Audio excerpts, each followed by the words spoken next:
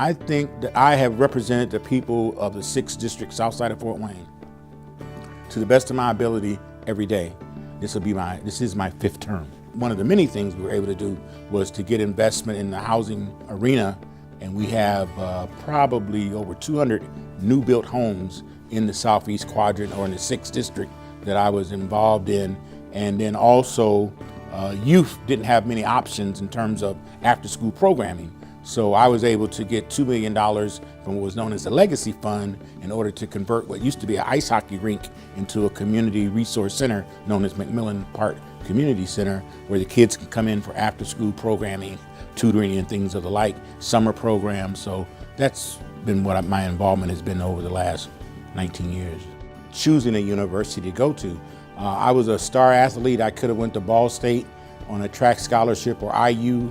And my last visit was to Manchester, and I really liked Manchester. And matter of fact, the year that I visited, Dr. Martin Luther King had been a guest speaker on campus that January, and I came in later that March. And then my senior year, I came back again, and they had a lot of dynamic speakers, some outstanding professors. And I think that's the highlight to me of my 4 years, and Dr. Waz and Dr. Keller and Dr. Ken Brown.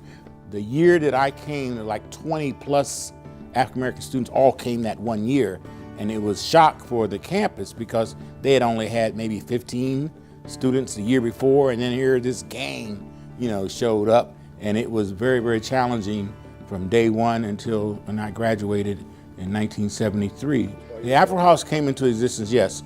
Actually, I was the individual who named it Afro, African Americans Forming Rightful Objectives. And I came up with that concept for a club, and then eventually there was an incident, and one of the demands that we made was to have a facility where we could go and congregate, and they ended up developing what was known as the Afro House.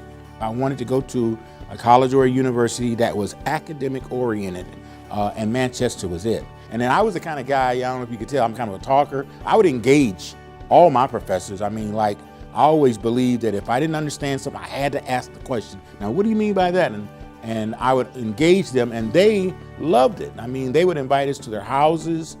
They would come over to the Afro House and sit and talk with us. They would come over to the student union. The deeper you dig academically, the stronger you become. So that's why when you ask me about Manchester, the first thing I think about was my academic preparation. And I'm just proud that I attended and, more importantly, graduated in 4 years. I used to tell my daughters, you got to do it in 4 years. And was able to go back into my community and contribute over in the area of politics the last 30 years. In the area of education, the last 40 years, I've been working with young people and youth. In my blood is Manchester Spartans, and it's that little bit of that Church of the Brethren belief system, that every person has worth. And I think that when I, of course, graduated and went on and got in the business world and the community, I always had a high motivation level to stay involved in the community.